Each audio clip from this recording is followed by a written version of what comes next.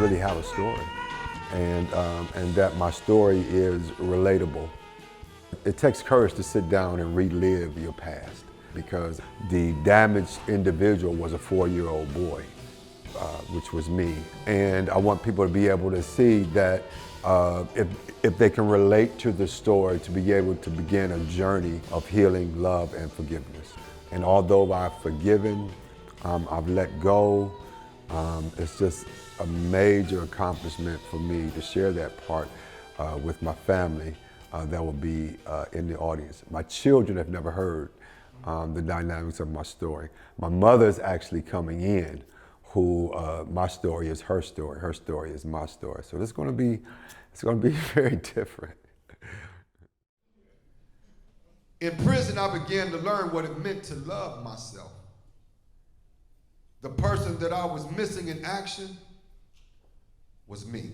Everybody has a past, but everybody deserves a future. Whose intentions are good.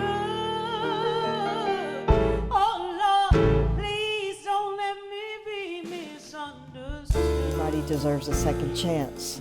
People make mistakes, but people also want a chance to correct their mistakes. Don't give up, and always be willing to try one more time.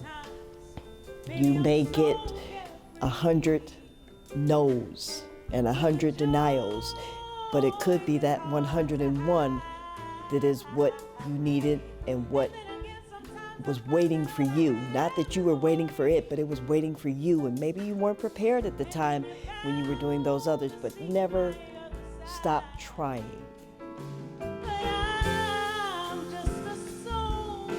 Look at people with criminal justice involvement as just people and take the stigma off. Once you're free, you're supposed to be free and free from judgment. Hearing these amazing stories will let them, they might connect with one of the stories and know that never give up, just keep pushing forward. Without giving away too much, I say how I had to think back to when I was incarcerated and the mindset I had that carried me through those 5 years. And that's what a lot of us need to do. We've had good times in our lives, and we have to go back mentally to that time and figure out, okay, what did I do then that I could add to today? In prison, I mostly worked out, prayed, read the Bible, and had conversations with my incarcerated elders. I had conversations with them that to this day still inspire and encourage me. They would remind me how strong I am and how strong I must be to not only survive, but thrive. I'm doing this not for me. I'm doing it for other people to try to help them. But picking the songs for me and the pictures in the background and the lighting and all that, it just makes me feel special. I'm a little nervous, to expose parts of my life that I've kept, to myself or, family. So it is, I'm a little nervous and anxious about sharing things that people, probably don't know. But it feels good to get it out. I normalized abuse and being homeless, and it was a cycle I always found myself in. My romantic relationships would pick up the abuse where my mother left off at, and I would go back to burning bridges, trying to escape whatever recent abusive relationship I would just return to anyway, in an attempt to avoid going to the homeless shelter with my children. What I've heard thus far, everybody's story is so different that it's, depending on the audience, I think that somebody will be able to relate to at least one story.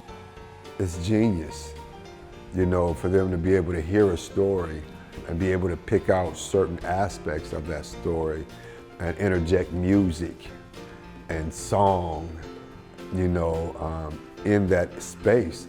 And it's just very powerful. I don't know about anybody else, but I feel music. And it kind of brought out my emotions. I don't really know what to expect, but I do anticipate this is going to be spectacular.